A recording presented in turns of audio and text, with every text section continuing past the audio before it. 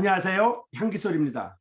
이 시간에는 교회사 분파들 가운데 하나인 도나투스파에 대해서 알아보겠습니다.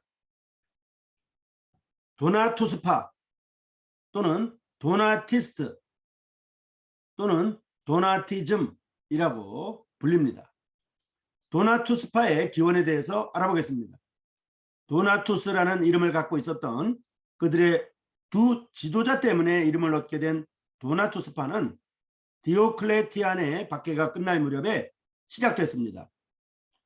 교회는 극심한 박해가 있을 때마다 많은 변절자들이 생겼고, 변절자들은 믿는 사람들 중에서도 그리고 감독들 가운데서도 있었습니다.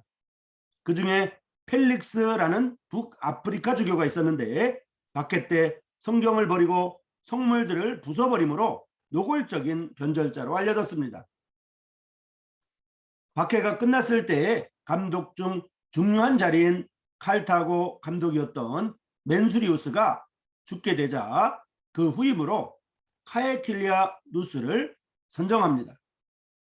그런데 이 카에킬리아누스를 감독으로 안수한 안수위원 중에 하나가 변절자로 소문난 펠릭스였습니다.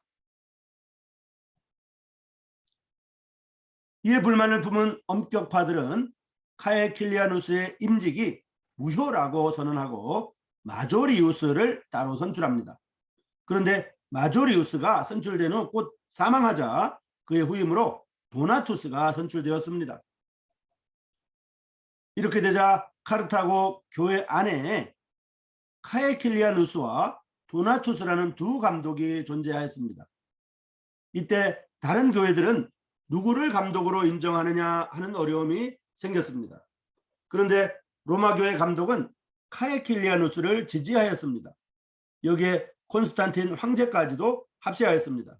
즉 제국의 통일을 위해 교회의 통일을 바랐던 콘스탄틴 황제는 다수 감독의 의견을 따라서 카에킬리아누스 감독에게 특혜, 즉 면세 조치를 허락했습니다. 이렇게 되자 카에킬리안들은 황제의 정책을 따르게 되었고, 도나티스트들은 황제가 교회와 무슨 상관이 있느냐고 반항하고 나섰습니다. 그리고 저들은 세상이 군주와 간음을 범한 교회 또는 황제의 조직망 확대에 가련하게 고용된 고위 성직자라고 비난하고 교회 독립을 선언하였습니다.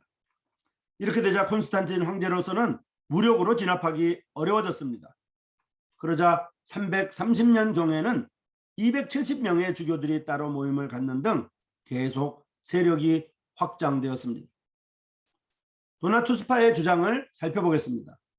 도나티스트 분파 운동이 겉으로 볼 때에는 카르타고 감독 자리를 놓고 서로가 경쟁하며 싸운 것처럼 보입니다. 그렇지만 이들에게는 간과할 수 없는 깊은 문제가 내재되어 있었습니다. 그 대표적인 몇 가지를 살펴보면 다음과 같습니다. 첫 번째로 성례전의 효과 문제가 있었습니다. 이 문제는 도나티스트와 가톨릭 주교인 오프타투스 사이의 논쟁을 통하여 가장 첨예하게 대립되었습니다. 먼저 오프타투스의 주장을 보면 침례는 장소나 사람에 의해 좌우되는 것이 아니고 침례는 그 권위가 사람이 아닌 성삼위의 이름으로 주기 때문이다 라고 주장하였습니다. 그리고 도나티스의 후임자였던 파르메니아누스는 다음과 같이 주장했습니다. 아무것도 줄 것이 없는 사람이 어떻게 성삼위에 무엇을 줄 수가 있겠는가 라고 말하면서 그 안에 어떠한 선도 지니고 있지 않은 죄인이 어떻게 하여 주님이 주신 귀한 축복을 줄 수 있겠는가 라고 주장하였습니다. 이 문제에 대하여 둘 사이에 서로 팽팽한 대립이 있었습니다. 도나티스트들은 자격이 없는 감독에 의해 실시된 안수라든지 성직 임명은 효력이 없다고 주장했고, 성례전의 효과는 그것을 시행하는 감독의 자격과 가치에 달려 있다고 주장하였습니다. 그러나 카에킬리아는 성례전이나 이에 준하는 행위들은 그것을 실시하는 인간의 자격과 가치 여부에 좌우될 수 없다고 했습니다. 왜냐하면 모든 믿는 사람들이 성례전을 집전하는 목회자의 영적 상태를 알 수 없을 뿐만 아니라 성찬 때마다 계속 회의와 의심을 떨쳐버릴 수 없기 때문입니다. 이 문제에 대하여 우리가 알아야 할 것은 침례 효과 문제는 주는 이보다 받는 이의 자세가 더 중요한 것 같습니다. 성경에 보면 가나안 여인의 경우, 그리고 또한 12년 동안 혈루증으로 앓던 여인의 경우, 이 두 경우를 각각 통해서 볼 때 가장 중요한 것은 받는 사람의 믿음입니다. 그러므로 침례 효과 문제는 성삼위의 이름 안에서 해결하도록 해야 할 것입니다. 그러나 아무리 믿음으로 의롭게 된다 할지라도 계속해서 거룩한 성화의 삶을 살지 않는 지도자는 성례를 받아들이는 사람에게 믿음을 주지 않을 수도 있다는 것도 알아야 할 것입니다. 두 번째로 국가와 교회와의 관계에 대한 두 사람 간의 차이입니다.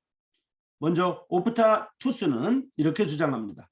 교회는 두말할 것도 없이 국가의 지도를 따라야 한다고 주장하였습니다.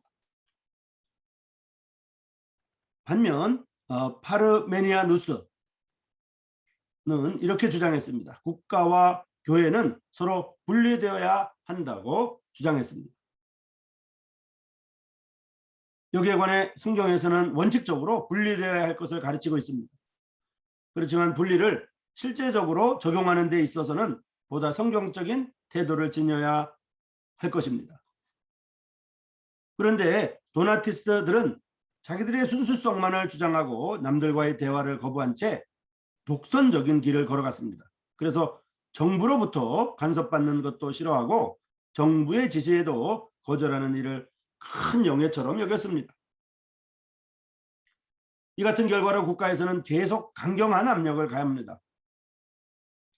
373년에 발렌티아누스 황제는 칙령으로 재침례를 받은 성직자는 파면하도록 했고 375년과 377년에 그라티아누스 황제 칙령은 도나티스트파가 사용하는 교회는 몰수하고 그들을 위한 선전물도 몰수했습니다. 이렇게 국가로부터 탄압을 받으면서도 자체 내 파벌 싸움으로 스스로 세력의 약화를 가져오고 결국에는 역사 속에 사라지고 있었습니다. 세 번째로 믿는 사람들의 생활에 관한 문제에서 도나투스파의 주장을 보면 다음과 같습니다.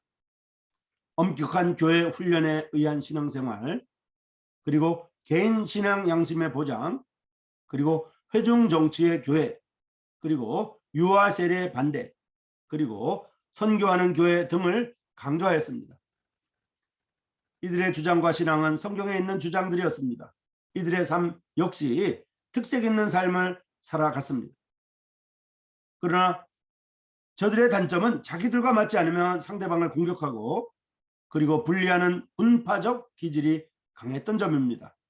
이 같은 분파적 기질은 현대 교회들 안에서도 찾아볼 수 있습니다. 그러면 도나투스파의 영향을 보겠습니다.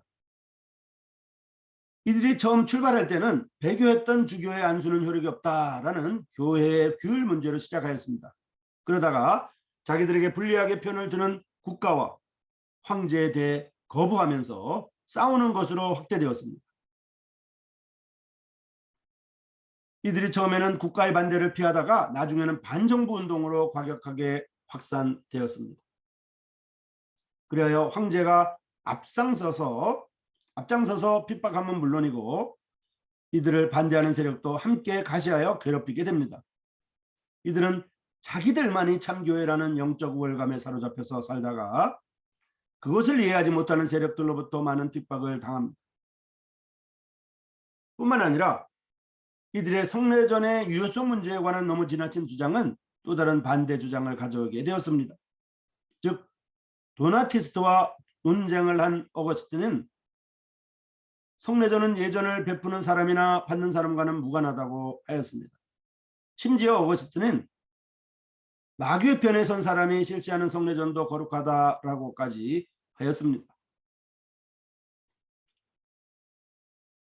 이 같은 주장이 다음에 오는 맹목적인 성례전주의로 가톨릭 교회로 하여금 의식을 더 중요시하게 만들어 주었습니다. 그러나 성례전을 그렇게 하는 것이 타당할는지 모르겠지만은 성례전의 유효성에 관해서는 생각하지 못한 것이 어거스틴의 약점이었습니다. 도나투스라는 이름을 갖고 있었던 그들의 두 지도자 때문에 이름을 얻게 된 도나투스파는 초기 시기만큼은 가톨릭 교회 교인들과 비교할 수 없는 뛰어난 인격과 행실로 구별되었습니다. 북아프리카 지역에서 그들은 가장 많은 수의 또 다른 독립교회로 형성되었습니다. 한기설의 시청자 여러분, 이 시간에는 교회사 분파들 가운데 도나투스파에 대해서 알아보았습니다. 도나투스파는 북아프리카 지역에 많은 독립교회를 형성했던 분파이며